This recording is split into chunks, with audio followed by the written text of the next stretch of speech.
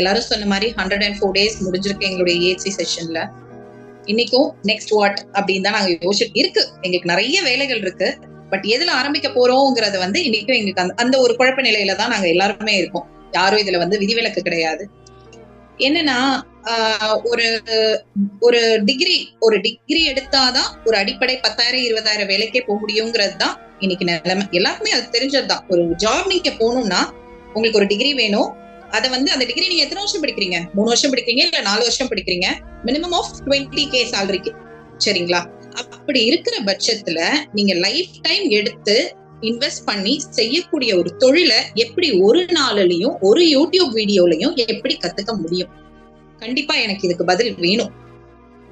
என்னன்னா ஒரு பிசினஸ் நம்ம கரெக்ட், படிப்பே இல்லாம பிசினஸ் பண்றவங்க இருக்காங்க, நான் அதெல்லாம் இல்லைன்னு சொல்ல மாட்டேன். பட் அது எல்லாமே டொமஸ்டிக் லெவல் தான். நம்ம ஒரு இன்டர்நேஷனல் லெவல்ல நம்ம நாட்டோடைய பேரை காப்பாற்றக்கூடிய ஒரு தொழிலை ஜஸ்ட் லைக் தட் எடுத்துக்கவே முடியாது, எடுத்துக்க கூடாது. எடுத்துக்கிட்டோம்னா அது பிரயோஜனமே இல்ல, இட்ஸ் ஆஃப் நோ யூஸ்.